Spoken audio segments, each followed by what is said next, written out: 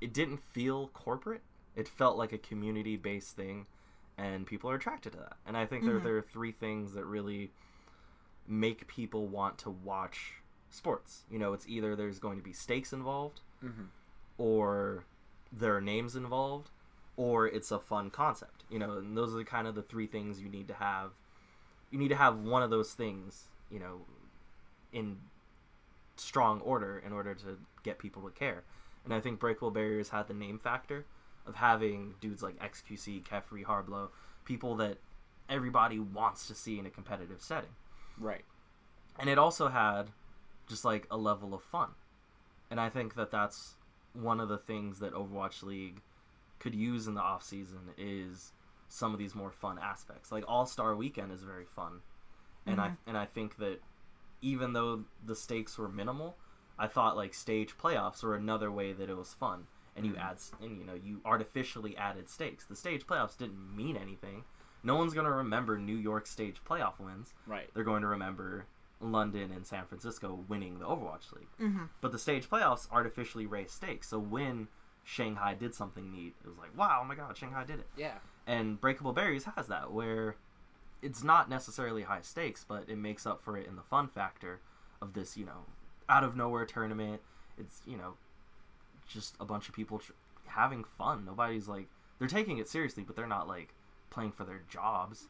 Right. And then it, you know, it has the star power of you're getting basically some of the biggest stars in Overwatch. Like, I would imagine if Aimbot Calvin, who was the biggest Overwatch streamer before he stopped playing Overwatch, if there's a Breakable Barriers where he's in it, that's going to be the most viewed Overwatch thing of the year, regardless. And that's so important in the offseason if you can keep Overwatch's name, because every other esport is on the come up. League of Legends is still bigger. Dota is still bigger. Rocket League is getting bigger. You know, CSGO is still bigger. And Overwatch needs to cement its space within esports. And I think these off-season tournaments allow it, because there will be pushback towards the Overwatch League simply because it's so corporate. Yeah. And you know, gamers and esports in general are very like anti-corporate. They want it to kind of be their own.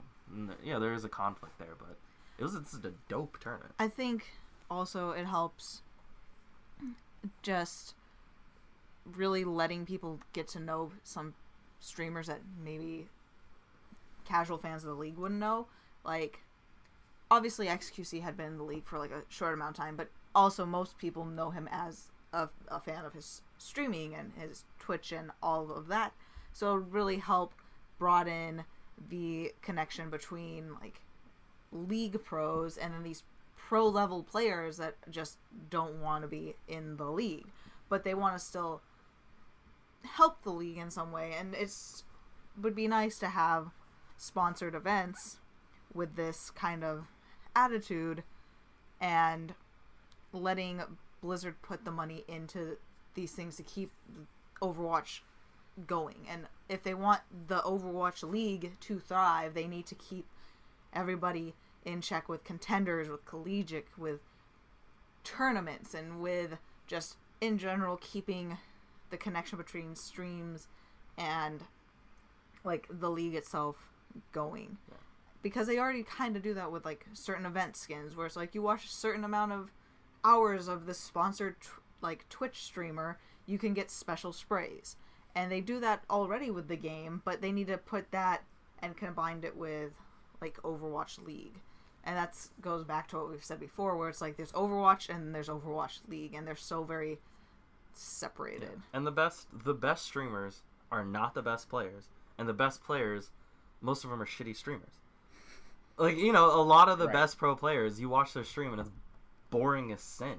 You know, like Super Space is an alright streamer, Sleepy's pretty cool, but like once you get past those, like a lot of the dudes that regularly stream are like garbage streamers compared to the people that stream.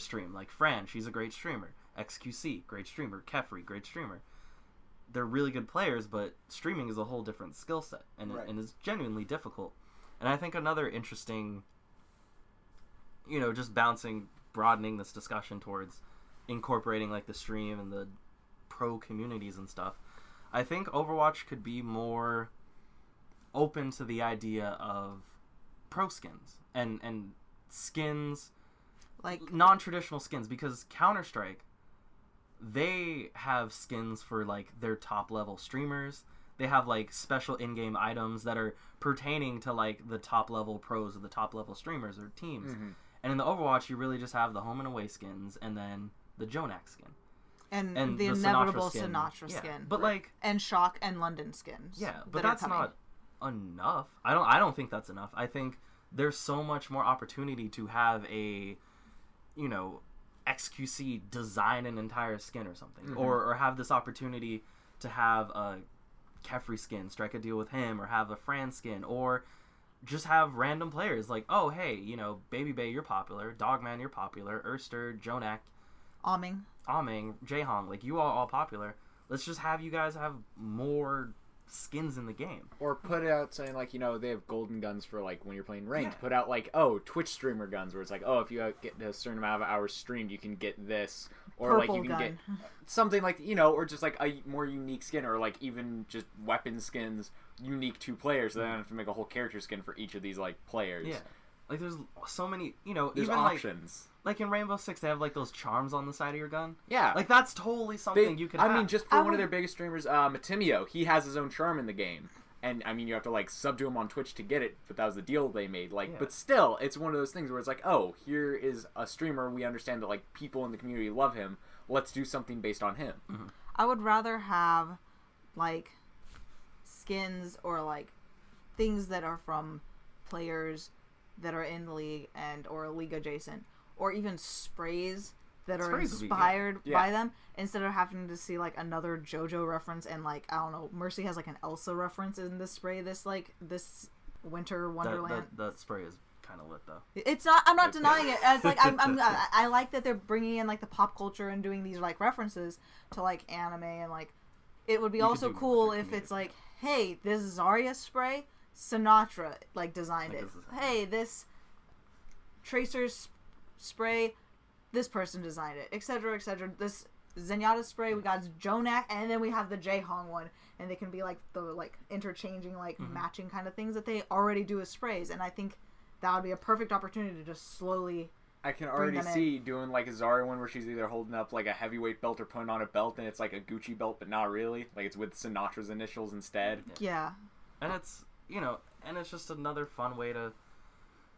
Because I know with Overwatch 2, they're gonna change how they monetize. I don't think that they're gonna stick completely to the loot box system. Yeah. You know, and I think that if you're gonna do that, a cool way of doing that is having skins and like little charms or whatever that you can buy that are related to the meta Overwatch community. And use that, because yet again, those little things add up. And like when I saw that about Counter-Strike, I'm like, oh, that's like super neat that they show love to their community members like that, and they have all these little things. More community centered like things would be great. Just a few more like, oh hey, the fan wants like a fan, like it's really cool that there's Overwatch League fan that's deaf inspired a Winston emote.